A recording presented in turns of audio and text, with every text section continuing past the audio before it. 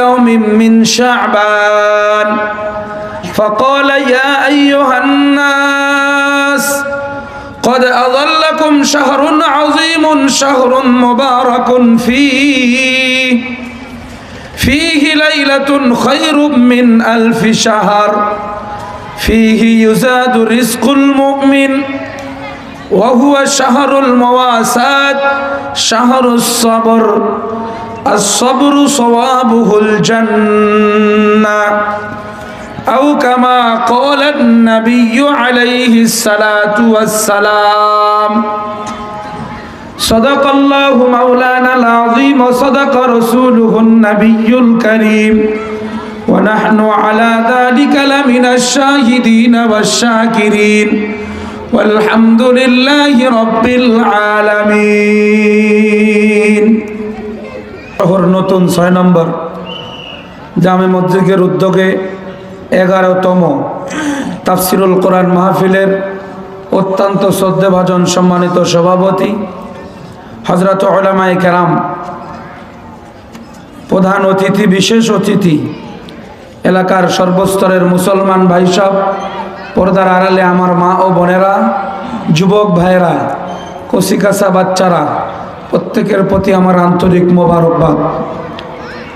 সর্বপ্রথম অসংখ্য অগণিত শুকর ও সুজুদ মহান আল্লাহ তাআলার জন্য, যে আল্লাহ তাআলা আমাকে আপনাকে অত্যন্ত মেহেরবানি করে, স্নেহ করম করে, দুনিয়ার হাজারো ব্যস্ততার থেকে মুক্ত করে, আল্লাহর দেওয়া মূল্যবান হায়াতকে দীর্ঘায়িত করে এ পর্যন্ত সুস্থ সবল রেখে উলামায়ে কেরামের সহবতে জান্নাতি আয়োজনে দ্বীনি মজমায় আল্লাহ তাআলা আমাকে আপনাকে আসার বসার বিশেষ তৌফিক দান করলেন।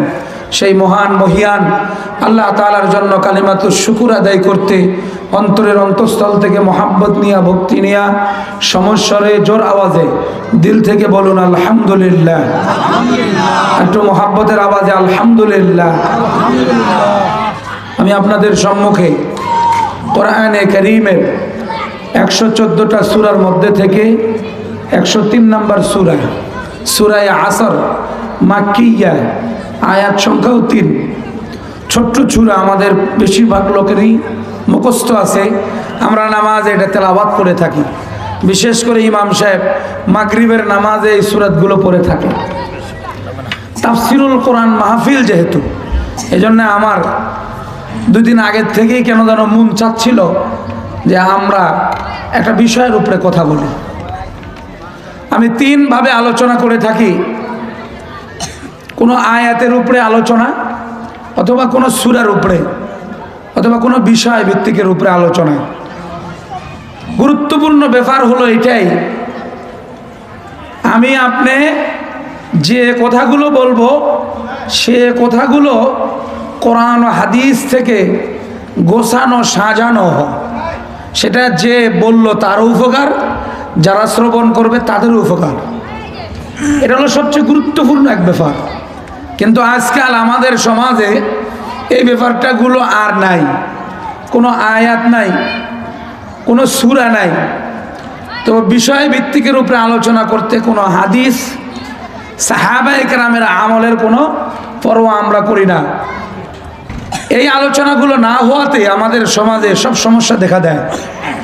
আমাদের সমাজে যত জটিলতা দেখা দেয়, যত শরীয়তকে এড়িয়ে যাওয়া, সাহাবায়ে আমল থেকে দূরে সরে যাওয়া, বিশেষ করে নবী করিম সাল্লাল্লাহু আলাইহি ওয়াসাল্লামের মৌলিক যে শরীয়ত, যেটা নবী করিম সাল্লাল্লাহু আলাইহি ওয়াসাল্লাম উম্মতের মাঝে, বিশেষ করে সাহাবায়ে কেরামের মাঝে রেখে গিয়েছিলেন, সেই বিষয়টা আমার মাঝে, আপনার মাঝে, সমাজের প্রত্যেকটা ব্যক্তির মাঝে যেন প্রতিষ্ঠা হয়। এজন্য শরীয়তের পরিপূর্ণ ফলো, পরিপূর্ণ দিক নির্দেশনার বিকল্প নাই। যদি এটার উপরে আমরা আলোচনা, পর্যালোচনা এবং আমল কিভাবে হয়, কিভাবে ত্রুটি বিচ্ছুতি, এই বিষয়গুলো যদি আলোচনা হয়, তো নিঃসন্দেহে আমাদের সমাজের লোক আমল থেকে, ঈমান থেকে বিচ্যুতি হবে না। কোনো সময়ের জন্য শরীয়তের বাহিরে কোনো কার্যক্রমে লিপ্ত হবে না। কথা কোন ঠিক না বেঠিক? অসংখ্য অগণিত দরুদে সালামের হাদিয়া প্রেরিত হোক ওই মহামানবের প্রতি, যিনি শাফিউল মুজলিমিন রহমাতুল লিল আলামিন, ইমামুল আম্বিয়া, সৈয়দুল আম্বিয়া, নবী মুস্তাফা, নবী মুজতবা, শফিয়ে আজম, নবী আকরম, সরওয়ারে দো জাহান, খাতামুন নবিয়্যিন, সিরাজাম মুনীরা, বাশীরা ওয়া নাযীরা। সবাই বলুন সাল্লাল্লাহু আলাইহি ওয়াসাল্লাম। তাহলে স্পষ্ট করেই আমরা বলতে পারি যে আজকে আমাদের আলোচনা হবে রমজানের প্রস্তুতিমূলক দিক নির্দেশনা। বলেন আজকের বিষয় কি? রমজানের প্রস্তুতিমূলক বিশেষ দিক নির্দেশনা। রমজানের প্রস্তুতি আমাদের দরকার আছে না নাই? জোরে বলেন, দরকার আছে না নাই? রমজান মাস বড়ই বরকতপূর্ণ মাস। এই মাসের মর্যাদা আমি আমার গবেষণার থেকে, আমি আমার স্টাডির থেকে খুঁজে এ পর্যন্ত যত হাদিস পাওয়া গেছে এটার সংখ্যা প্রায় 500-র ঊর্ধ্বে।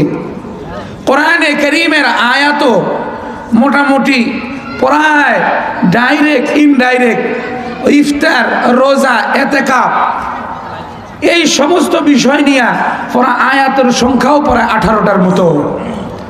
এই যে বিস্তারিত আলোচনা কোরআন করেছে, হাদিস করেছে, আজকে আমাদের ওই রমজানের জন্য বিশেষ প্রস্তুতি থাকার দরকার। বিশেষ আমার একটা এরাদা আর নিয়ত থাকার দরকার। সেটার জন্য কি আমাদের প্রস্তুতি আছে? ধরে বলেন আছে? নাই। বেশিরভাগ লোকেরই নাই, বেশিরভাগ লোকেরই নাই। কারণ আমরা ইবাদতের জন্য অত প্রস্তুত না, আমলের জন্য আমরা অত প্রস্তুত না। এজন্য আমাদের বেশিরভাগ লোক উদাসীনতা, বেশিরভাগ লোক আমল থেকে উদাসীনতা, গাফলতি, ইবাদতের ক্ষেত্রে গাফলতি সবচেয়ে বেশি। এজন্য আমাদের সবটা বিষয়ের মধ্যেই একটার পর একটা সমস্যা দেখা যায়, একটার পর একটা জটিলতা দেখা যায়। কেন আমাদের এই বিষয়গুলোর উপরে অত দূর ইয়াকিন ও ঈমান আমাদের নাই। এজন্য কারেন্টে কোনো ব্যক্তি হাত দেয় না, কয় এটা শর্ট করবে, আমি মারাও যাইতে পারি। এমনিভাবে কেউ কোনো ভয়ানক পথ দিয়ে রওনা করে না, ব্রেক ছাড়া, হরেন ছাড়া গাড়িতে কোনোদিন চলাফেরা করে না।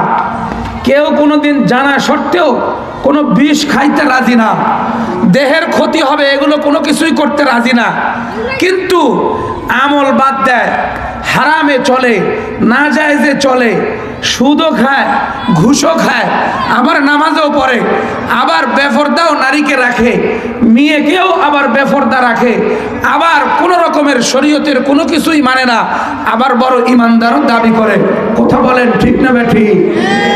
এগুলো আমাদের সমাজে পুরা ভরপুর। এ বিষয়গুলো আমাদের সমাজে পুরা ভরপুর, পুরা ভরপুর। শরীয়তের পূর্ণাঙ্গ আমল তার কাছে নাই, কিন্তু সে বুলিয়া ওড়াইতে মুহূর্তেও দেরি করে না।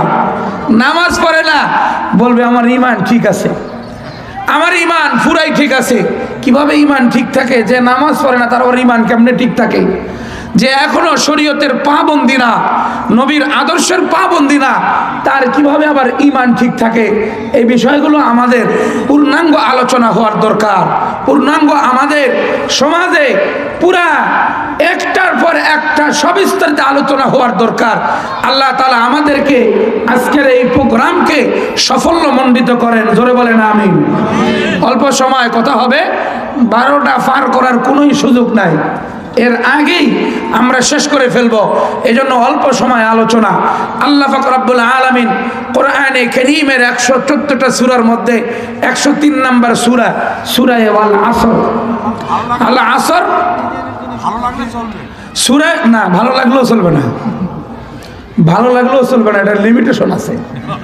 আপনার ভালো লাগলেও চলবে, চালায় দিলেন, শেষ পর্যন্ত যায় ফজরের নামাজ কাজা হয়ে গেল, তাহলে হাজারো মাহফিল একত্রিত করলে ফজরের একটা সেজদার সমতুল্য নয়। কথা কন ঠিক না বেঠিক? দিনই কথা বললে ইমানদারদের ভালো লাগবেই।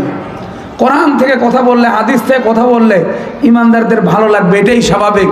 কিন্তু এটার লিমিটেশন আছে, এটার একটা নির্ধারিত সময় আছে। বুখারী শরীফে হাদিসে এসেছে, লোকেরা হযরতে আব্দুল্লাহ ইবনে মাসউদ রাদিয়াল্লাহু তাআলা আনহু বললেন, ভাইয়া আমাদেরকে আপনি শুধু বৃহস্পতিবার করে হাদিস ও কোরআনের দরস দেন, এটা প্রত্যেক দিন করলে হয় না? হযরতে আব্দুল্লাহ ইবনে মাসউদ রাদিয়াল্লাহু তাআলা নবীজির আমল বললেন, নবীজি সাল্লাল্লাহু আলাইহি ওয়াসাল্লামকে বলা হয়েছিল যে হুজুর আরও কিছু বলেন। নবীজি বললেন না, বললেন তোমরা যদি বিরক্ত হয়ে যাও তাহলে আল্লাহ তাআলা মাগফিরাত আর রহমত দিতেও বিরক্ত হয়ে যাবেন। তোমাদের এনার্জি, তোমাদের আগ্রহের উপরে আল্লাহর রহমত আর মাগফিরাত আসতে থাকবে। এই জন্য ফায়ামিল্লুন, তোমরা যদি বিরক্ত হয়ে যাও, তোমরা যদি আকাঙ্ক্ষিত না হয় অনাকাঙ্ক্ষিত হয়ে যাও, তাহলে রহমত আর মাগফিরাত বিলম্ব হয়ে যাবে। একদিন নির্ধারিত, সময় নির্ধারিত, সেটা জুমা রাত অর্থাৎ বৃহস্পতিবার। হযরতে আব্দুল্লাহ বিন মাসউদ রাদিয়াল্লাহু তাআলা হাদিসের দরস দিতেন, উম্মতকে ফিকহ শিখাইতেন, উম্মতকে দিক নির্দেশনা দিয়া মানুষকে জান্নাতমুখী করতেন। বলেন আল্লাহু আকবার। নির্ধারিত সময় ছিল, এই নির্ধারিত সময় জরুরি। আল্লাহ পাক রব্বুল আলামিন বলেন ওয়াল আসর ইন্নাল ইনসানা লাফি খুসর ইল্লাল্লাযীনা আমানু ওয়া আমিলুস সালিহাতি ওয়া তাওয়াসাউ বিল হাক্কি ওয়া তাওয়াসাউ বিস সাবর। আল্লাহ পাক রব্বুল আলামিন বলেন সময়ের কসম, কালের কসম, যুগের কসম, সময় বড় মূল্যবান জিনিস। আল্লাহ এটার কসম খাইলেন।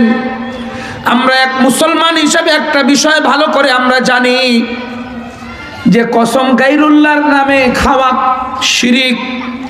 কসম খাইলে একমাত্র কসম খাইতে হবে আমার মাওলার, গায়রুল্লাহর কসম খাওয়া শিরিক। নবীজি বুখারীর হাদিসে বলেছেন মান আশরাকা মান হালাফা বিগাইরিল্লাহি ফাকাদ আশরাকা, যে আল্লাহ ছাড়া কারো নামে কসম খাইলো সে শিরিক করলো। তো আল্লাহ বলেন সময়ের কসম, কালের কসম, যুগের কসম। বড় প্রশ্ন হয় কিনা, মুফাসসিরিনে কেরাম তাফসীরের কিতাবে লেখে আল্লাহ পাক রব্বুল আলামিন শরীয়তের ঊর্ধ্বে, নিয়মের ঊর্ধ্বে, বাল্যিকের ঊর্ধ্বে। ওনার জন্য কোনো নিয়ম নাই, শরীয়ত নাই। আছে নাকি? আল্লাহর জন্য নিয়ম আছে, এক নাম্বার কথা ক্লিয়ার।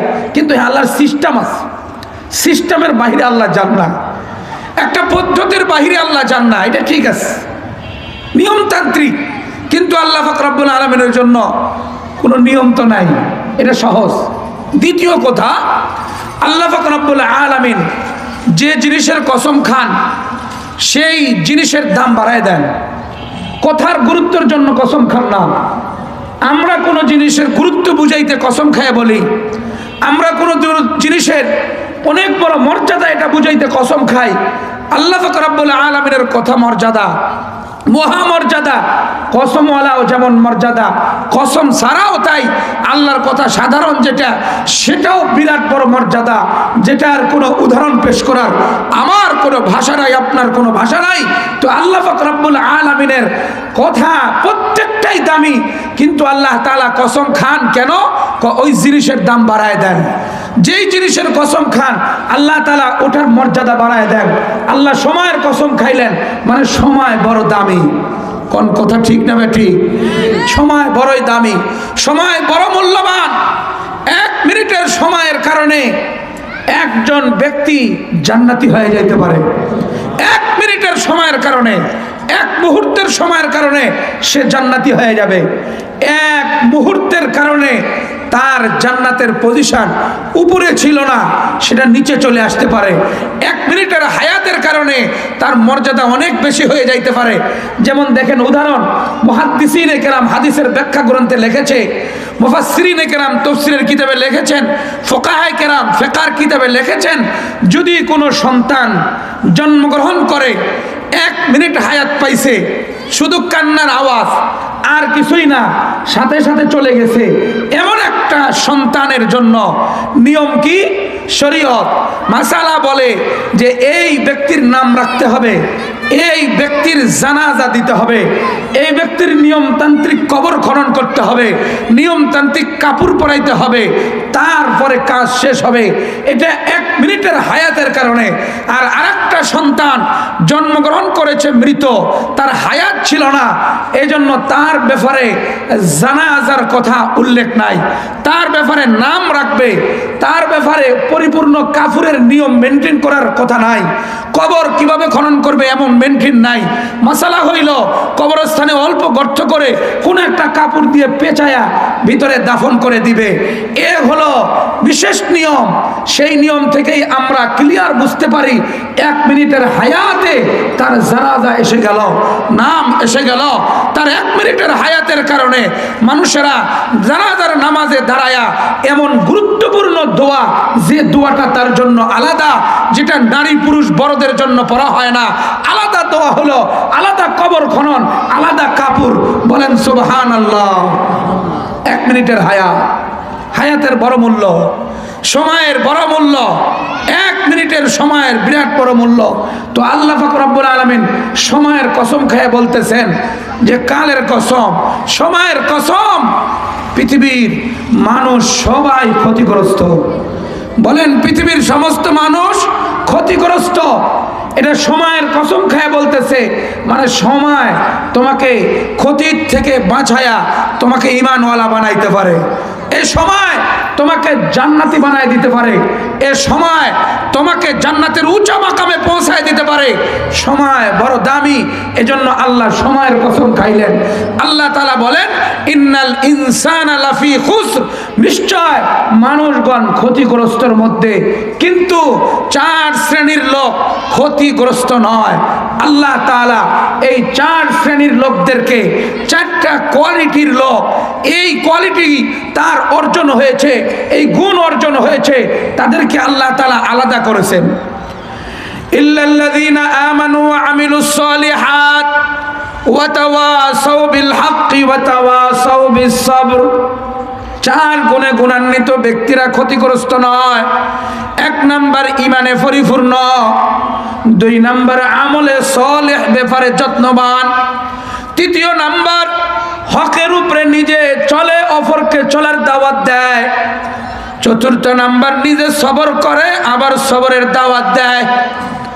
এই 4 গুণ যে অর্জন করবে, আল্লাহ তাআলার চূড়ান্ত ঘোষণা, এই মানুষগুলো সফলতা, এই মানুষগুলোর কামিয়াবি, এই মানুষগুলো আমার জান্নাতে আসবে। এই মানুষগুলোর জন্য আল্লাহ তাআলা নিয়ামত দিয়া ভর্তি, যেই নিয়ামত কোনোদিন চোখে দেখে নাই, যেই নিয়ামতগুলো কোনোদিন আপনার ব্রেন অতদূর কল্পনা করতে পারে না। হাদিসে কুদসিতে নবী করিম সাল্লাল্লাহু আলাইহি ওয়াসাল্লাম বলেন, আ'দাতু লিইবাদিয়াস সালিহিন মা লা রাআত আইনুন ওয়ালা সামিআত উযুনুন ওয়ালা খাতারা আলা কলবি বাশার। এমন জান্নাত মুত্তাকিনদের জন্য রেডি করা হয়েছে, কোনোদিন চোখ দেখে নাই, কোনোদিন কান শ্রবণ করে নাই, কোনোদিন আপনার ব্রেন অতদূর কল্পনা করতে পারে না, কোনোদিন না। এই নিয়ামত দিয়ে ভর্তি ওই 4 গুণে গুণান্বিত ব্যক্তির জন্য আল্লাহ পাক রব্বুল আলামিন জান্নাত রেখেছেন, সফলতা রেখেছেন। বলেন আমাদের এই 4 গুণ অর্জন করার দরকার আছে না নাই? জোরে বলেন আছে না নাই? এই 4 গুণ অর্জন করতে হবে আমাদের। ঈমানে পরিপূর্ণ, ঈমানের কোনো শাখায় আমার মধ্যে কোনো ত্রুটি রাখা চলবে না। ঈমানের কতগুলো শাখা, প্রসিদ্ধ কথা আমরা যেটা জানি এবং আলোচনা হয়ে থাকে, ঈমানের 77টা শাখা। বুখারী শরীফে হাদিসে 60-এর ঊর্ধ্বে বলা হয়েছে, মুসলিম শরীফের হাদিসে বলা হয়েছে 63টা। এমনিভাবে ইবনে মাজাহ, নাসাই শরীফের হাদিসের মধ্যে আসছে 68টা। এরকম বিভিন্ন রকমের সেই শাখা প্রশাখার আলোচনা রয়েছে, কিন্তু হাদিসে প্রসিদ্ধ যেটা আমরা প্রত্যেকেই মুখস্থ করে নিয়েছি, জানি, সেটা হলো ঈমানের শাখা 77টা। قال النبي صلى الله عليه وسلم الإيمان 70 شعبة فأفضلها قول لا إله إلا الله وأدناها إماتة الأذى عن الطريق والحياء شعبة من الإيمان। নবীজি সাল্লাল্লাহু আলাইহি সাল্লাম বলেন, ঈমানের 77টা শাখা, তার প্রথম শাখা একদম উপরের স্তর হলো লা ইলাহা ইল্লাল্লাহর সাক্ষ্য দেওয়া, আর নিম্ন স্তর সেটা হলো কষ্টদায়ক জিনিস রাস্তার থেকে সরাইয়া দেওয়া। আরেকটা একটা পয়েন্ট নবীজি বলেন, উল্লেখযোগ্য গুরুত্বপূর্ণ শাখা হলো লজ্জা। বলেন সুবহানাল্লাহ। এই হাদিসের ব্যাখ্যা করার পরে আমি সামনের দিকে যাই। নবী করিম সাল্লাল্লাহু আলাইহি সাল্লামের এই হাদিসের ব্যাখ্যায় মুহাদ্দিসিন কেরাম বলেন যে নবীজি সাল্লাল্লাহু আলাইহি সাল্লাম ইমানের ৭৭টা শাখা বললেন, কিন্তু প্রথম উপরেরটা বললেন আর নিচেরটা বললেন, মাঝখানেরটা আর এই জায়গায় বললেন না। মুহাদ্দিসিন কেরাম হাদিসের ব্যাখ্যা গ্রন্থে লেখেন যে উপরেরটা উল্লেখ করলো, যে ব্যক্তি সাক্ষ্য দিবে আল্লাহ ছাড়া কোনো মাবুদ নাই, আল্লাহ ছাড়া কোনো গোলামি আর দাসত্ব কারো জন্য হবে না, আল্লাহ ছাড়া আর কারো আইন মানি না, আল্লাহ ছাড়া কারো বিধান কোনো সময়ের জন্য গ্রহণ করি না, চলবে তো আল্লাহর বিধান, মানবো তো আল্লাহর বিধান। কথা কোন ঠিক না বেটি? নাকি মানুষের বানানো বিধানও মানা যায়? মানুষের বানানো বিধান দিয়ে রাষ্ট্র চালানো যায় নাকি? কোনোদিনও নয়। মানুষের বানানো কোনো কিছুতেই যদি কেউ বিশ্বাস করে তাহলে সেই ব্যক্তি মুহূর্তের জন্যই কাফের হবে, না হয় ফাসিক হবে, না হয় এই ব্যক্তি জালেম হবে, না হয় এই ব্যক্তি কোনো ধুমরা জালে পড়ে পথভ্রষ্টতার পথ বেছে নেবে, সমস্যা দেখা দিবে। এছাড়া আর কিছুই নয়। মানব রচিত আইন কোনোদিন সমাধান দিতে পারে না। কতক্ষণ ঠিক না ঠিক? খালি সমস্যা বাড়বে, সমস্যা বাড়তেই থাকবে। আসুন আমি উদাহরণ দিয়ে বুঝাই। দেখেন, এক সময় আমাদের বাসগুলোতে খুব বেশি মানব রচিত আইন লেখা থাকতো, এখন একটু কমে গেছে, আগে খুব বেশি ছিল। বাসে উঠলেই দেখবেন সব মানবের বানানো আইনগুলো লেখা থাকে। তো একজন লোক বাসে উঠে নির্দিষ্ট গন্তব্যস্থল যাওয়ার জন্য মনস্থ করেছে, বাসে উঠেছে, ওঠার পরে তার নির্দিষ্ট সিটে সে বসেছে, পাশে একজন ভদ্রলোক বসেছে। সেই ভদ্রলোক একটা কিছু ধরাইছে, ধরায় খাওয়া শুরু করছে। চিনেন তো? চিনেন না? যেতই ভালো জিনিস হোক, খাইতে খাইতে এক সময় অভক্তি লাগে, কিন্তু এই জিনিস খাওয়া শুরু করলে দিন যায় আর খালি টেস্ট বাড়তেই থাকে। কথা কন ঠিক না বেটি? খালি টেস্ট বাড়তেই থাকে। এটা বিড়ি সিগারেট যেত খায় খালি টেস্ট বার, মরার আগ দিয়ে আরো স্বাদ বেড়ে যায়। কথা কন ঠিক না বেটি? এত হলো অবস্থা। এ পাশের লোক টানতেছে, বলে এই ভাই দেখেন না বাসে লেখা আছে ধূমপান নিষেধ, আপনি কি করতেছেন? এটা ধূমপান নিষেধ, এই যে লেখা বাসে দেখায় দিল। ওই লোক আরেকটা টান দিয়ে ধোঁয়া সাইটে ছেড়ে দিয়ে বলতেছে, দেখেন না সাইটে লেখা আছে, কোনো অভিযোগ থাকলে ড্রাইভারকে জানান। দেখেন না লেখা আছে এখানে। এই বেটা বসে থাকলো চুপ করে, কি করবে? কিন্তু এ তো ধোঁয়া ছাড়তেই আছে, একদম ভাটার মতো, ইটের ভাটার মতো। কি পর্যায়ে, এক পর্যায়ে কিন কর্তব্য বিমূঢ় হয়ে বিরক্ত হয়ে এখন ড্রাইভারের কাছে অভিযোগ দেওয়ার জন্য যাচ্ছে। হেল্পার ধরে ফেলছে, এই কই যান? কয় ড্রাইভারের সাথে কথা আছে। কয় দেখেন না লেখা আছে গাড়ি চলন্ত অবস্থায় ড্রাইভারের সাথে কথা বলা নিষেধ। এই মানব রচিত আইন তার সমস্যার সমাধান করলো না জর্জরিত করলো? কথা বলেন। সমস্যার সমাধান হলো না, জর্জরিত হয়ে বসে থাকলো, সমাধান আসলোই না। এ হলো তার সিস্টেম। কিন্তু আল্লাহ পাকের বিধান, নবীজির তরিকা, শরীয়তের নিয়ম যে মানবে, শুধু সমাধান না, তার চিরস্থায়ী জায়গা, শান্তির জায়গা, জান্নাত মিলে যাবে। আল্লাহু আকবার। খালি সমাধান না, চিরস্থায়ী ঠিকানা জান্নাত এসে যাবে। কোরআনে কারীমের সেই ব্যাখ্যার দিকে আর কোরআনে কারীমের সেই তর্জমার দিকে না গেলেও যদি সে অনুমান করতে পারে কোরআনের ছায়ার কাছে যায়, তার সমাধান হয়ে যাবে। আল্লাহু আকবার। তাফসীরে কিতাব থেকে তাফসীরে কুরতুবী, যেটা কিতাবের নাম হলো আহকামুল কোরআন, 28 খণ্ডে, এটাকে তাফসীরে কুরতুবী বললেই চিনে। এই কিতাবের 6 নম্বর খণ্ড সূরা হুদের 6 নম্বর আয়াতে কারীমা তাফসীরের মধ্যে লিখেছেন, এই হাদিসটি ইবনে মাজা শরীফে উল্লেখ হয়েছে। এই হাদিসটা হাসান, এই হাদিসের বর্ণনা রেওয়ায়াত এটা হাসান, সহিহ না, দ্বিতীয় পর্যায়ে। আসুন, আশআরিন গোত্র 300 জন লোক, এরা নবীজি সাল্লাল্লাহু আলাইহি সাল্লামের কাছে এসেছেন মদিনায়, মুসলমান হয়েছে। কয় এখন দেখি নামাজ ভালো করে জানি না, কোরআন পড়তে পারি না, পবিত্রতা জানি না, হ্যাঁ হালাল হারাম বুঝি না, তো এখানে থেকেই তো শিখতে হবে আমাকে, সব বিধানগুলো আমার জানতে হবে, তারপরে না আমরা যাব। তো আমরা থাকি, নবী করিম সাল্লাল্লাহু আলাইহি সাল্লাম হযরত উবাই ইবনে কাআবকে কারি হিসাবে, হযরত আব্দুল্লাহ ইবনে আব্বাসকে ফকিহ হিসাবে, হযরত আবু হুরায়রাকে মুহাদ্দিস হিসাবে সাহাবায়ে কেরাম নিযুক্ত করে দিয়া দ্বীনের কার্যক্রম, মাদ্রাসার প্রোগ্রাম শুরু হয়ে গেল। এই আশআরিয়ুন গোত্র, আশআরিয়ুন গোত্রের লোকেরা 300 জন, এরা নিজ দায়িত্বে খানা নিয়ে এসেছিলেন। তাদের সরঞ্জামে তাদের সাথে ছিল, কাপড় চোপড় সাথে ছিল। প্রথম দিন, দ্বিতীয় দিন, তৃতীয় দিন দেখে যে খেজুর ফুরে গেছে। তো নেতা ছিল আব্দুল্লাহ আল আশআরি। আব্দুল্লাহ আল আশআরিকে যায় বলল লোকেরা, ভাই খানা তো আমাদের শেষের পর্যায়ে, আমরা তো দিন শিখতেছি, আমাদের গন্তব্যস্থলে ফিরে যাব কবে? আমাদের খানা ফুরে গেলে আমরা কোত্থেকে খানা পাবো? আমরা চলবো কেমনে?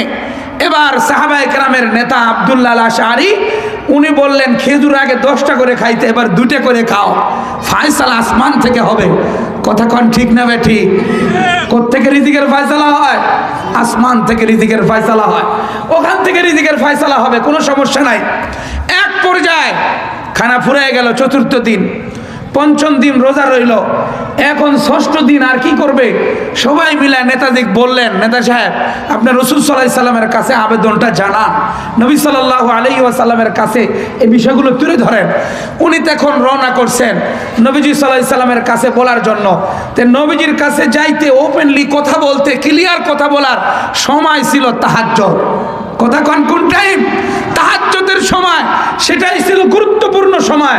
ওই টাইমে যেমন উনি মাওলার সাথে ব্যস্ত থাকতো, কিছু সময় উনি যখন ফজরের আযান হয়ে গেলে 2 রাকাত সুন্নত পড়ে বিশ্রাম করতেন, ওই সময় কথা বলা যাইতো, তার আগেও কথা বলা যাইতো। সুবর্ণ সুযোগ। আল্লাহর ওলিরা যারা আমাদের দেশে আছে, বড় বড় আলেমরা যারা আছে, তাদের সাথেও সাক্ষাতের এই একটা সময়, এটা নবীর থেকে নেওয়া। ধরে কোন আল্লাহু আকবার। এই আশআরিন গোত্রের নেতা আব্দুল্লাহ আল আশআরি নবীজি সাল্লাল্লাহু আলাইহি সাল্লামের কাছে যাচ্ছেন সাক্ষাতের উদ্দেশ্যে, রওনা করতেছেন, এখনো যান নাই, যাইতেছেন। ইতিমধ্যেই এই দিক থেকে সমস্ত লোকদের আমল, সমস্ত লোকদের তালিম তরবিয়ত, প্রত্যেকটা লোকের সেই দিন শেখার যত্ন আর হেফাজত পরিপূর্ণভাবে ছিল, কোনো ত্রুটি ছিল না। অটোমেটিক খানার যখন সময় হলো, বিরাট দেহ, বিরাট বড় ফিটনেসওয়ালা লোক 2 টুকরিতে খানা নিয়া একটা বড় ডেগের মধ্যে রুটি আর একটা বড় ডেগের মধ্যে গোশত নিয়ে এসে গেছে। ওই তাড়াতাড়ি বসে যান, এবার খানা শুরু হবে। খানা দিল, রুটি দিয়ে গেল, গোশত দিয়ে গেল, আবার রুটি দিল, আবার গোশত দিল। বলল যে কারো কোনো আরো রুটি লাগবে কিনা? বলল না, খুব পরিতৃপ্ত আকারে খেয়েছি, কোনো সমস্যা নাই। কয় আচ্ছা ঠিক আছে, এত রুটি আর কিছু গোশত বেঁচে গেছে, কয় তাহলে এটা আমাদের নেতার মাধ্যমে নবীজির কাছে পাঠায় দাও। কেন? আমাদের নেতা নবীজির কাছে আবেদন করতে গেছে, এই খানা নবীজির থেকে আসছে। বলেন আল্লাহু আকবার। প্রত্যেকের ধারণা তাই, কিন্তু তা তো না। এই খানা আসছে আসমান থেকে। জোরে কোন সুবহানাল্লাহ। এই খানা আসছে আসমান থেকে। এদের ধারণা যেহেতু আমাদের নেতা গেছে আর আবেদন করছে আর নবীজি পাঠায় দিছে, কিন্তু নেতা এখনো পৌঁছে নাই, রাস্তায় আমলেই আছে। নবীজির সাথে কখন দেখা করবেন, যাবেন কিনা চিন্তা করতেছেন। কিন্তু বেচারা গিয়েছিল, যাইয়া ঘুরে আসছে, সে ইয়াকিন করেছে যে আমার লোকগুলো দিন শিখতেছে, ঈমান শিখতেছে, এদের রিজিক অবশ্যই আসবে। ধরে কোন আল্লাহু আকবার। কোনো ত্রুটি হবে না, এ বলে ফেরত এসেছে। এবার 2 ব্যক্তির মাধ্যমে নবীজির দরবারে 2 বড় ডেক পাঠানো হয়েছে। নিয়ে যায় পৌঁছায় সালাম দিয়েছে, আসসালামু আলাইকা ইয়া রাসূলুল্লাহ। আপনি খানা পাঠায় দিয়েছিলেন আশআরিন গোত্রের নিকট, এত সুস্বাদু খানা কখনো খাই নাই। মা আতিয়াবা তুআমান কত্তু, মা আকসারা তুআমান কত্তু। ইমাম কুরতুবী তাফসীরে কুরতুবীতে লেখে, এত দামি খাবার, এত সুস্বাদু খাবার, আবার প্রত্যেকটা ব্যক্তির জন্য পরিতপ্ত এমন খানা ও নবী আমরা কোনো সময় খাই নাই। আপনাকে ওয়েলকাম, স্বাগত। আপনার জিন্দেগির প্রত্যেকটা মুহূর্ত আল্লাহ রহমত দিয়ে ঢেকে দিক, এমন করে দোয়া করলেন। আর খানা বাকিটুকু ফেরত দিতেছেন। নবীজি তখন তাদের দিকে তাকায় বলে, মা আরসুলতু আমান কত্তু, কোন সময়ের জন্য আমি কারো মাধ্যমে কারো কাছে খানা পাঠাই নাই। আমি আমি তো কারো কাছে কোনো খানা পাঠাই নাই, কোনো কওমের কাছেও না, কোনো ব্যক্তির কাছেও না। তোমরা কার কথা বলতেছো? কয় এইরকম তো ব্যাপার, এমন করে খানা আমাদেরকে পরিবেশন করা হলো, বেঁচে গেল, আপনার কাছে পাঠাইলাম। আর কিছুক্ষণ পূর্বে আমাদের নেতা আপনার কাছে আসছিল, নেতাকে ডাকো। নেতাকে তখন ডাকা হইল। আব্দুল্লাহ আল আশআরী চলে আসলেন, বললেন ব্যাপারটা কি? কয় আমি তো আপনার কাছে আসছিলাম, আসার পরে দরজায় নক করব, তার আগেই সেই তাহাজ্জুদের মুহূর্তে আপনার জবান থেকে কালামুল্লাহর তেলাওয়াত চলতেছে।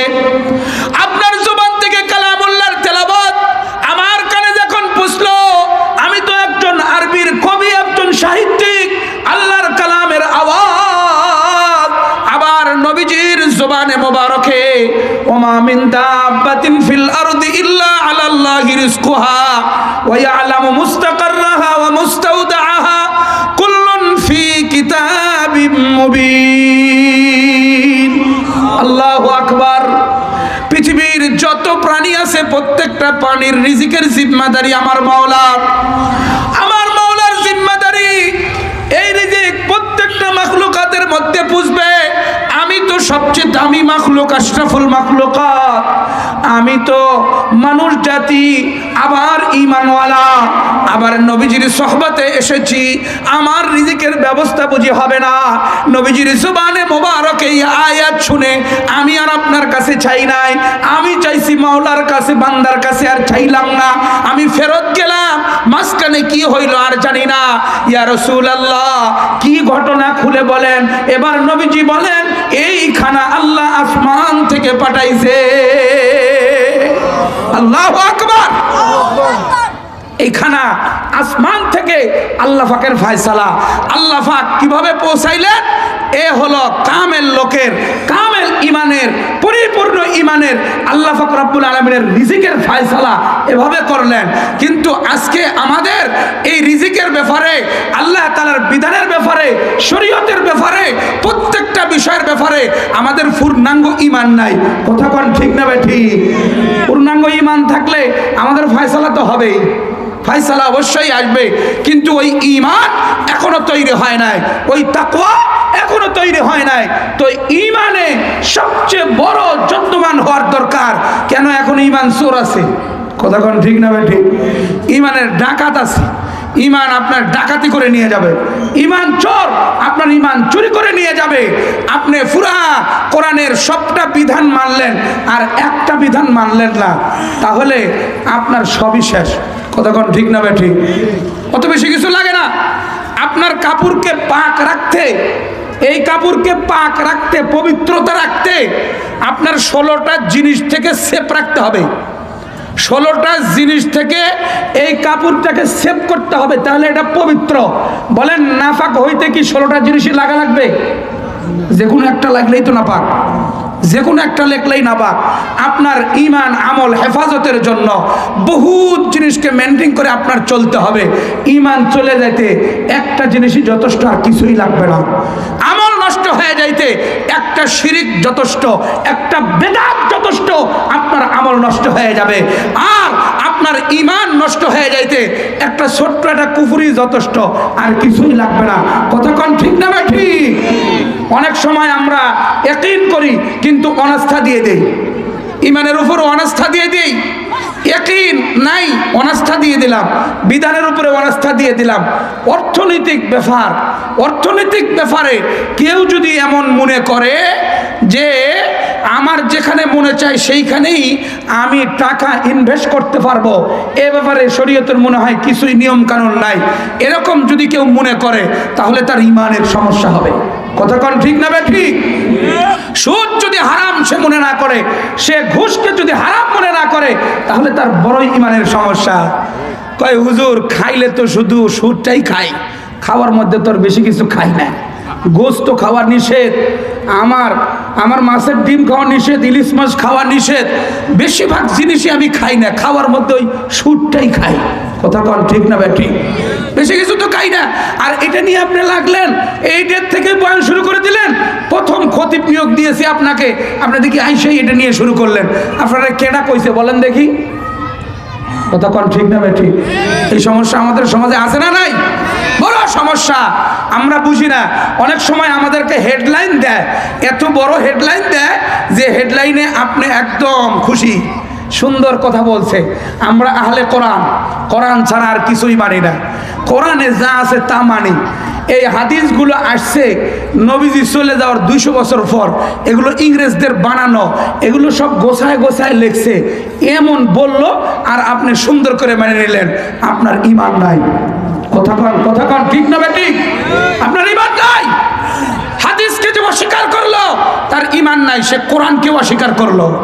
এ বলতেছে আমরা কোরআনওয়ালা, কোরআন মানি, আর এভাবে হাদিসকে না করে দিল, বুঝতেছে কোরআনের উপরে খুব সে জিন্দাবাদ না, এটা বলে কোরআনকেও অস্বীকার করলো। কেন? কোরআনের শত শত আয়াতে আমার নবীজিকে মানার কথা বলা হয়েছে। কথা কোন ঠিক না ঠিক? এই ব্যাপারগুলো সমাজে ছড়িয়ে পড়তেছে, প্রত্যেকটা এরিয়ায় ছড়িয়ে পড়তেছে। যে আমরা আমলে যেমন যত্নবান হব, ইমানে আগে যত্নবান। ইমান যদি ঠিক না থাকে, আমল দিয়ে আপনার কি হবে? হাজার হাজার বছর আমল করেও কোনো লাভ নাই যদি ইমান ঠিক না থাকে। সুদের ব্যাপারে, ঘুষের ব্যাপারে, এমনিভাবে নবীজির হাদিসের ব্যাপারে, সাহাবায়ে কেরামের আমলের ব্যাপারে তার যদি ইমান ঠিক না থাকে, তাহলে সবগুলো বরবাদ হয়ে যাবে। কথা বলেন ঠিক না ঠিক? ইমান কমপ্লিট করতে হবে। নবী করিম সাল্লাল্লাহু আলাইহি ওয়াসাল্লাম প্রথম উপরের লেভেলের কথা বললেন, সাক্ষী দেওয়া আল্লাহ ছাড়া আর কোনো মাবুদ নাই, আল্লাহ ছাড়া আর কারো দাসত্ব আর গোলামি হবে না, একমাত্র মাবুদ আর খালেক হলো আল্লাহ। এই কথার উপরে স্বীকারোক্তি যখন দেয়, আর নিম্নর কথা নবীজি বললেন, কষ্টদায়ক জিনিস জায়গার থেকে সরায় দেয়, রাস্তার মধ্যে কোনো কষ্টদায়ক জিনিস রাখে না। ঈমানের এটা একটা শাখা, উল্লেখযোগ্য আর গুরুত্বপূর্ণ শাখা হলো শরম, লজ্জা, হায়া। যাদের হায়া নাই, লজ্জা নাই, যাদের কোনো সময়ের জন্য হায়া লজ্জা নাই, এরাই তো আমার দেশের টাকা বিদেশে পাচার করেছিল, এরাই তো আয়না ঘর নির্মাণ করেছিল। কথা কোন ঠিক না বেঠিক? যারা হায়া লজ্জা নাই, এরাই তো পদে থেকে ছোটদের উপরে জুলুম করে, সাধারণ মানুষের উপরে অন্যায় অবিচার করে। হায়া লজ্জা নাই দেখেই তো নামাজ না পড়েও ফাপড় নেয়।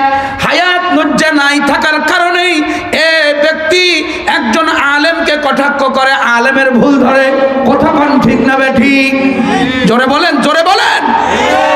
এটা কেন হয়? হায়া লজ্জা নাই তো, হায়া লজ্জা একেবারেই চলে গেছে। হায়া আর লজ্জা কারো যদি না থাকে, এটা তো কিছুই না। হায়া লজ্জা হলো ব্রেকের মতো। একটা গাড়ির যদি সিটও না থাকে, একটা গাড়ির যদি গ্লাস না থাকে, আমরা আজ থেকে 30 বছর আগে যখন ঢাকায় পড়েছি দেখেছি মুড়ির টিন গুলিস্তান থেকে যায়। কথা কোন ঠিক না ঠিক? গাজীপুর চৌরাস থেকে যায়, ওটার নাম হলো মুড়ির টিন।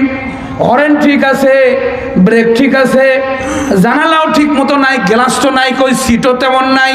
বৃষ্টি হইলে পানি পড়তে থাকে, দাঁড়ান লাগে। অনেক সময় যে জায়গায় বসছেন একটু দূরে সরে যাওয়া লাগে। একটা গাড়ি গন্তব্যস্থল যাওয়ার জন্য সবচেয়ে গুরুত্বপূর্ণ বিষয় হলো ব্রেক, তারপরে হরেন। এই দুটা জিনিস থাকলে গাড়ি গন্তব্যস্থল পর্যন্ত যাবে।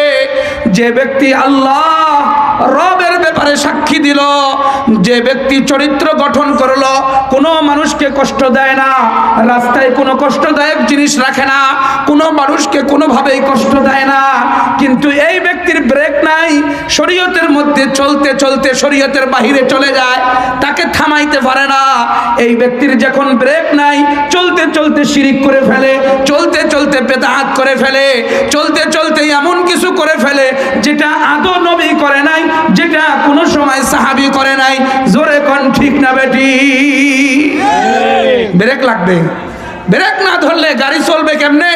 কয় চলতেই তো থাকবে, কিন্তু খাদের মধ্যে পড়ে যাবে। কথা কোন ঠিক না বেটি? এই ব্রেক আমাদের নাই। এই ব্রেক হলো আমার আপনার জন্য, সেটা শরীয়তের পক্ষ থেকে নির্ধারিত। সে শরীয়তের উপরে যখন চলে, তখন বাহিরে চললে তার লজ্জা লাগে, আরে নামাজটা জামাত ছুটে গেল, জামাতটা ছুটে গেল, লজ্জায় একদম একদম আল্লাহর কাছে কান্দে দিস। এমন লজ্জায় আর বেরোয়, আর মসজিদ থেকে বেরোয় না। জামাত ছুটে গেল, এবার দেখি জোহর আসর মাগরিব এসব পড়ে তারপরে বাদ যাবো। এই যে লজ্জা দিন দিন আমাদের থেকে চলে যাচ্ছে। শরীয়তের ব্যাপারে, দিন মানার ব্যাপারে, ইসলামের উপরে অটল অবিচল থাকার ব্যাপারে আমাদের একেবারেই লজ্জা নাই। কথা কোন ঠিক না ঠিক? এই জন্য নবীজি এই হাদিসে এই লজ্জার কথা, হায়ার কথা গুরুত্বপূর্ণভাবে তুলে ধরলেন আলাদাভাবে। ওয়াল হায়াউ শুবাতুম মিনাল ঈমান, ঈমানের মধ্যে উল্লেখযোগ্য একটা শাখা হলো লজ্জা। আমাদের লজ্জা কিভাবে আসবে? মুহাদ্দিসিনে কেরাম হাদিসের ব্যাখ্যায় লিখেছেন যে একজন ব্যক্তি যখন নবীজির আদর্শ ধাপে ধাপে মানে, নবীজির কথা কদমে কদমে মানে, নবীজির পুরা জিন্দেগি পড়ে ওইভাবে নিজের জীবনকে সাজায় নিয়েছে, অটোমেটিক এই ব্যক্তির লজ্জা শরীয়তের কাঙ্ক্ষিত বিষয়, সেই হায়া তার জন্ম হয়ে যাবে। বলেন আল্লাহু আকবার। আল্লাহ আমাদের দান করুন, জোরে বলেন আমিন। আল্লাহ আমাদেরকে দান করুন। ঈমানের ব্যাপারে এই কথাটা বাপজান ক্লিয়ার। যার ৭৭টা শাখা ভালো করে জানা আছে, এ ব্যক্তি ভালো করে মানে, ভালো করে জানা, ভালো করে মানা, যার তার পরিপূর্ণ ঈমান। যার ৭৭টা শাখা জানাই নাই, তাহলে মানবে কখন? তাহলে ৭৭টা শাখা জানেই না, তাহলে মানাটা পরিপূর্ণ নাই, ঈমানও পরিপূর্ণ নয়। কথা কোন ঠিক না ঠিক? এই বিষয়টা আমাদের সবচেয়ে গুরুত্বপূর্ণ। তাছাড়া আমরা ক্ষতিগ্রস্ত। আল্লাহর ভাষায় ইন্নাল ইনসানা লাফি খুসর ইল্লাল্লাযিনা আমানু, ওই ঈমান আমার আপনার পরিপূর্ণ, ৭৭টা শাখা আপনার পরিপূর্ণ করতে হবে। মুহাদ্দিসিনে কেরাম হাদিসের ব্যাখ্যায় এটাকে ভাগ করেছেন, স্তর করেছেন। আপনার জবানের সাথে সম্পর্ক এমন 7টা বিষয় জিহ্বা দিয়ে উচ্চারণ করতে হবে। উচ্চারণ করতে স্লোগান দিতে হবে, স্লোগান দিয়ে বলতে হবে। যদি স্লোগান না দেন তাহলে কিন্তু আপনি ইমানদার না। কয় আমি নবীকে মানি, আল্লাহকে মানি, আমি সব কিছু মানি, কোনো সময় শিরিকও করি না, তারপরেও আমি জবান দিয়ে ঘোষণা দিব না, তাহলে আপনি ইমানদার নন। কথা কোন ঠিক না ঠিক? খাজা আবু তালেব সে নবীজি কম জানতো না, নবীজি কম ভক্তি করতো না, নবীজির প্রত্যেকটা কথাগুলোকে পুঙ্খানুপুঙ্খানু মানত। সে সবভাবেই নবীজির প্রশংসা করা, নবীজির সমস্ত শরীয়তের কথা কবিতার মাধ্যমে আবৃত্তি করেছেন, সব কিছু ছিল, কিন্তু মুখে স্বীকারোক্তি দিয়েছে, সেটাও ঠিক ছিল, কিন্তু ইসলামটাই একমাত্র ধর্ম আর বাকি কোনোটা মানা যাবে না, এটা বলে নাই, এজন্য সে কাফের। কথা কোন ঠিক না ঠিক? আমরা তো এটা করি না, আমাদের এটাই সমস্যা হয়। আমি আমার নেতা যারা, তাদেরকে আমি লক্ষ্য করে বলি, আপনি সামনে নেতৃত্ব দেন, কিন্তু মুসলমানই নেতৃত্ব দেন। কোনো মুসলমানের বিরুদ্ধাচরণ করে, শরীয়ত মাদ্রাসা মসজিদের বিরোধিতা করে, আর কোনো নেতৃত্বের জন্য পা বাড়ায়েন না। এই বাংলার জমিন আপনার জন্য নয়। কথা কোন ঠিক না ঠিক? ওইভাবে যদি সামনের দিকে আগান, তাহলে এই বাংলার জমিন আপনার জন্য না। আপনি আগাইলে ইসলাম নিয়া, কোরআন নিয়া, মাদ্রাসা মসজিদ আলেম ওলামাক নিয়ে সামনের দিকে আগান, ভিন্ন পথে যাওয়ার সুযোগ নাই। এই নেতারা কি বলে থাকে? নেতারাই এই বিভ্রান্তি বেশি ছড়ায়। ওরা বলে আমরা ধর্মনিরপেক্ষতা। ধর্মনিরপেক্ষতা মানে কোনো ধর্মই মানি না। এক পর্যায়ে যদিও বলে মুসলমান, বলে এটাও ঠিক আছে, ওটা তো যায়, ওটাও ঠিক আছে, ওটাও ঠিক আছে, এটাও ঠিক আছে, ওটাও ঠিক আছে, তাহলে সবটাই ঠিক আছে। তো ইসলাম তুমি মানলা আর সবগুলোই ঠিক আছে, তুমি ইমানদার নও। কথা কোন ঠিক না ঠিক? খাজা আবু তালেব সেও এরকম সবটাই ঠিক আছে বলেছিল, স্লোগান দিয়ে বলে নাই যে নবীটাই ঠিক বাকিগুলো বাতিল, এ কথা বলে নাই, এজন্য তার ঈমান চলে গেছে। কথা কোন ঠিক না ঠিক? এটার উপরে আমাদের অটল অবিচল লাগবেই লাগবেই। ঈমানের ব্যাপারে আরো দুই একটা কথা বলেই সামনের দিকে যাচ্ছি, সময় অল্প। ঈমানের আরেকটা গুরুত্বপূর্ণ ব্যাপার, আরেকটা গুরুত্বপূর্ণ ব্যাপার ঈমানের ব্যাপারে, যেটা আমাদের প্রত্যেকেরই উদাসীনতা। আমাদের বেশিরভাগ যুবকদের ব্যাপারেও উদাসীনতা। আমরা অনেক সময় মনে করি যে এই বিষয়গুলো ইসলামের, আর তারপরের যেগুলো আছে ওগুলো মনে হয় ইসলামের না। মাদ্রাসা, মসজিদ, হুজুর, কোরআন শরীফ, হাদিস, শবে বরাত, রমজান, শবে কদর, এগুলো হলো ইসলামের বিষয়। ব্যাংকে টাকা রাখবো, এখানে কোনো ইসলামের কোনো বিষয় নাই। ব্যবসা করব, এখানে কোনো ইসলামের বিষয় নাই। রাজনীতি করব, এখানে কোনো ইসলামের বিষয় নাই। আমি নেতা হব, এখানে কোনো ইসলামের বিষয় নাই। আমি অভিভাবকগিরি করব, এখানে কোনো বিষয় নাই। বিষয় হলো ওগুলো। আর বিশেষ করে বাপ মরে গেলে হুজুরে ডাক দাও, মা মরে গেলে হুজুরে ডাক দাও, দোয়া কেমনে করতে হবে জেনে নাও। আর রমজান মাসে সবচেয়ে বেশি হুজুরে লাগবে, এরপরে আর লাগবে না। কথা কোন কোন ঠিক না ঠিক? এই সমস্যা আমাদের মাঝে আছে না নাই? এই সমস্যাগুলো আছে। এটা ইমানের সবচেয়ে বড় ঘাটতি। কেন? ইসলাম পরিপূর্ণ এক বিধানের নাম। কথা কোন ঠিক না ঠিক? পরিপূর্ণ। এটার মধ্যে কোনো রকমের ত্রুটি বিচ্যুতি নাই। এটা শুধু এখন চলবে, সামনে চলবে না, পরে চলবে না এমনটি নয়। প্রত্যেকটা যুগে, প্রত্যেকটা সময়, প্রত্যেকটা এরিয়ার জন্য কমপ্লিট এক জীবন বিধান। এর মধ্যে কোনো রকমের ত্রুটি বিচ্যুতি নাই। কথা কোন ঠিক না ঠিক? পরিপূর্ণ বিষয়। আপনি প্রত্যেকটা বিষয়কেই ইসলাম আপনার ফলো করতে হবে। এই জন্য আল্লাহ ইমানদারদেরকে ডাক দিছেন। ইমানদার হইলেই পরিপূর্ণ মুসলমান হয় না। ইমানদার হইলেই পরিপূর্ণ মুসলমান হয় না। আমি আল্লাহকে বিশ্বাস করলাম এক বলে, নবীজির রিসালাতকে স্বীকার করলাম, কিন্তু প্রত্যেকটা কার্যক্রম যদি আমি না মেনে নেই, সব কিছুকে না করে ইসলামকে মাথা পেতে নেওয়া, এটা হলো মুসলমান। এই মুসলমানিত্ব যতক্ষণ পর্যন্ত না হবে, এতক্ষণ পর্যন্ত আপনার অবস্থা খারাপ আছে। এই জন্য আল্লাহ ইমানদারদেরকে ডাক দিতেছেন, ইয়া আইয়ুহাল্লাযীনা আমানু উদখুলু ফিস-সিলমি কাফা ওয়ালা তাত্তাবিউ খুতুওয়াতিশ শাইতান। আল্লাহু আকবার। ইন্নাহু লাকুম আদুউম মুবিন। আল্লাহ বলেন, হে ঈমানদারগণ, পরিপূর্ণ ইসলামে প্রবেশ করো। শয়তানের পদাঙ্ক অনুসরণ করিও না। শয়তানের বহুত পথ, এই পথ অনুসরণ করিও না। পরিপূর্ণ ইসলামে ঢুকো। কিছু মানবা আর কিছু মানবা না, কিছু গ্রহণ করবা আর কিছু গ্রহণ করবা না, এমন করে চলিও না। ইসলামের ভিতরে পরিপূর্ণ প্রবেশ করো, পরিপূর্ণ ইসলামকে তুমি গ্রহণ করে নাও। এটা ইমানদারের প্রতি আল্লাহর বিশেষ সম্বোধন। আসুন আমরা ইসলামের প্রত্যেকটা বিধানকে পরিপূর্ণভাবে মানব। কথা কোন ঠিক না বেঠি? আল্লাহ পাক রব্বুল আলামিন বলেন, ওয়া আমিলুস সালিহাত, সৎ আমল করতে থাকবে, ইবাদতে যত্নবান হবে। যদি বলে যে আমি আল্লাহ বিশ্বাস করি, আমি নবীজিকে নবী হিসাবে মেনে নিলাম, আমি কোরআনকেও মানি, আখিরাতকেও বিশ্বাস করি, সব কথাগুলো সে মেনে নিল, কিন্তু সে ব্যক্তি আমল করে না, অর্থাৎ 5 ওয়াক্তে নামাজের পাবন্দি না, আমার নবীজির মতো লেবাস পরতে রাজি না, আমার নবীজির মতো ব্যবসা করতে রাজি না, আমার নবীজির মতো সন্তানদেরকে পালন করতে রাজি না, তাহলে এই ব্যক্তি আমলে সালেহ করলো না, এই ব্যক্তি ক্ষতিগ্রস্ত। আমলে সালেহ নাই, ক্ষতিগ্রস্ত। আমার আপনার জন্য আমলে সালেহ, এই গুণের উপরে যেন আমি পরিপূর্ণভাবে উঠে যাই, এই জন্যই আল্লাহ বছরের চাকা ঘুরায় ঘুরায় রমজান আমার আপনার সামনে পেশ করে যে আমল শিখে নাও, আমল শিখে নাও।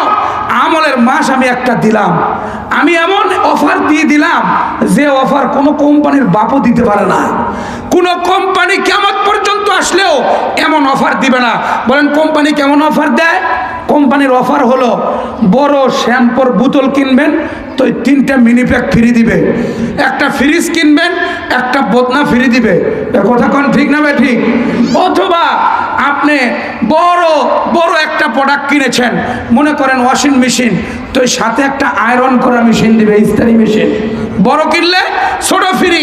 এটা হলো কোম্পানির অফার, কিন্তু আল্লাহর অফার ভিন্ন। আল্লাহু আকবার। আল্লাহটা পুরাই ভিন্ন, আল্লাহটা একদম পুরাই চান্স। এটার সাথে কোনোদিন তুলনা করতে পারবেন না।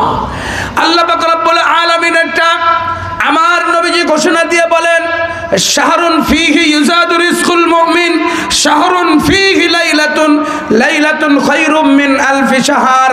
নবীজি বলেন, মান তাকাররাবা বিখাসলাতিন খায়রিম মিনাল খায়রি কানা কামান আদ্দা ফরিজাতান ফীমা সিওয়াহু ওয়া মান আদ্দা ফরিজাতান কানা কামান আদ্দা ফরিজাতান 70 ফীমা সিওয়াহু।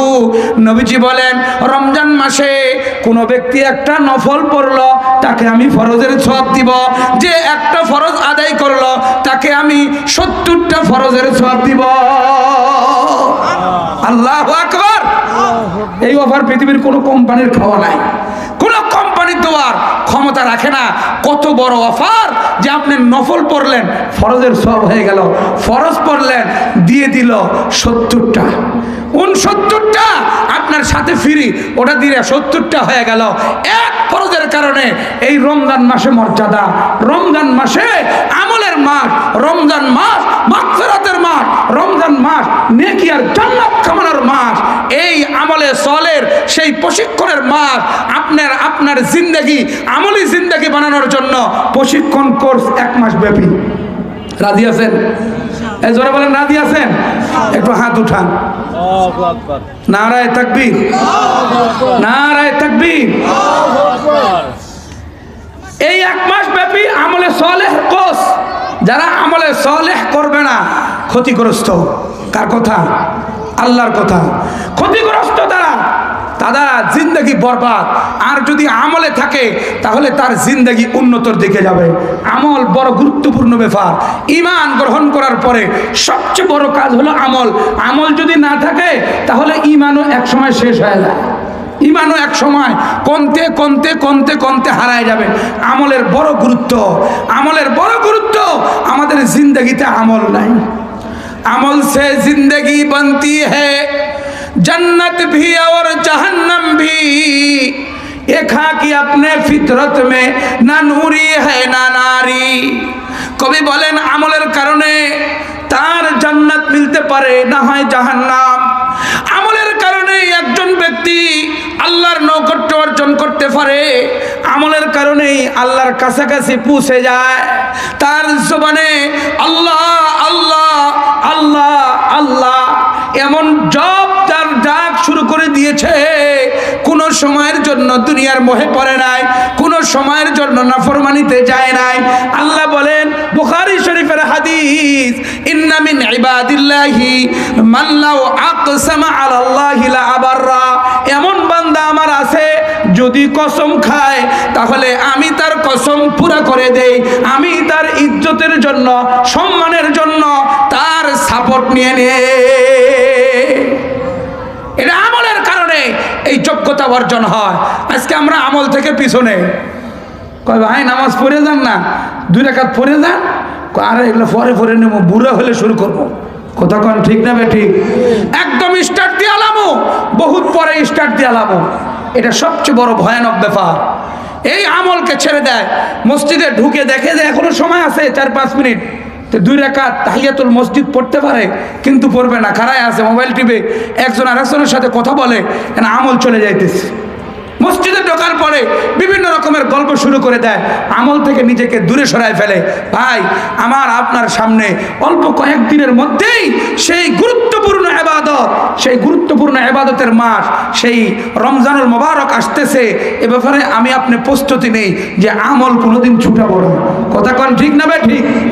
বুখারী শরীফের হাদিস, হযরতে বেলাল রাদিয়াল্লাহু তাআলা আনহুকে নবীজি বলেন, ও বেলাল, আমি তো জান্নাত পরিদর্শনে গিয়েছিলাম।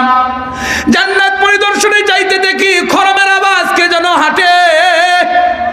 আমি জিবরাইলকে ডাক দিয়ে বললাম, জিবরাইল কে চলতেছে জান্নাতে? জিবরাইল বলেন, ইয়া রাসূলুল্লাহ, আপনার সাহাবী বেলাল। বেলালের কাম শুনতে আমার যেন দিল জুড়ে গেল। ও বেলাল, তুমি বলো কি আমলটা করো? বেলাল চোখ দিয়ে পানি ছেড়ে দিয়েছে, ইয়া রাসূলুল্লাহ, আপনি রাহমাতুল লিল আলামিন, দু জাহানের বাদশা, আপনার কাছে আমি কোন আমল তুলে ধরবো? কোন আমল তো এমন নাই আপনার সামনে আমি তুলে ধরবো। আমার কোন আমলের যোগ্যতা এমন নাই আপনার সামনে তুলে ধরবো। নবীজি তাকায় রইলেন বেলালের দিকে। বেলাল বুঝতেছে নবীজি আমার থেকেই শুনবে। এক পর্যায়ে বেলাল বলেন, ইয়া রাসূলুল্লাহ, আপনি হাদিসে বলছিলেন যে ব্যক্তি ওযু করবে, 2 রাকাত নামাজ পড়বে, তার পিছনের গুনাহ মাফ হয়ে যাবে। আমি যখন থেকে শুনেছি এই আমলটা আজ পর্যন্ত ছাড়ি নাই। আর জোরে কোন আল্লাহু আকবার।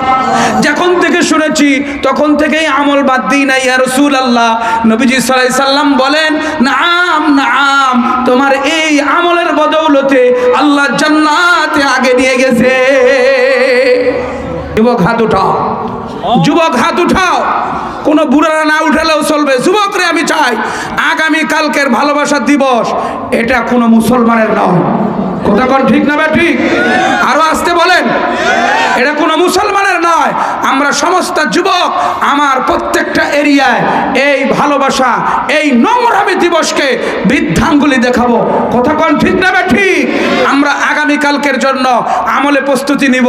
কয় না দোস্ত, সবার তো আছেই, জ্বর পর্যন্ত একটু ফেম টেম করে নিলাম, পরে যায় মাফ চাই লইলাম। কি কতক্ষণ ঠিক না ভাই ঠিক? আছে তো এরকম, আমাদের কাছে বলে তো, কয় হুজুর যেহেতু সয়বরাত আছে মাপ তো দিয়ে লাগবো সবাই, এই জন্য জ্বরের আগে ফুল টুল দিয়ে ফেম টেম করিয়া বা সব কিছু মাখামাখি করে এরপরে সামনের দিকে যাবো। গুনাহ হইলে ভালো কাজের সুযোগ হয়, জোরে বলেন সুযোগ হয়? কোনো দিন হবে না। মাকে গালি দিয়া, বাপকে গালি দিয়া পরে যায় ঠ্যাং ধরে মাফ চাইবেন, পরে সহজেই কি আপনার বাপ মা মাফ করে দিবে? এই ব্যাপারটা যদি বুঝে থাকেন তাহলে আল্লাহর ব্যাপারটাও বুঝে নেন। আসুন বন্ধুগণ, আপনাদের কাছে বিশেষ অনুরোধ, আমলে আমরা যত্নবান হব, রমজানের জন্য প্রস্তুতি নিব, রমজানে ইমান আমল হেফাজত করব, ওলামায়ে কেরামের দিক নির্দেশনা নিয়ে আমাদের রমজান আল্লাহ তাআলা পরিপূর্ণ মর্যাদাবান আমাদের জন্য বানায় দেখ। জোরে বলেন আমিন, আরো জোরে বলেন আমিন। ওয়া আখিরু দাওয়ানা আনিল হামদুলিল্লাহি রাব্বিল আলামিন।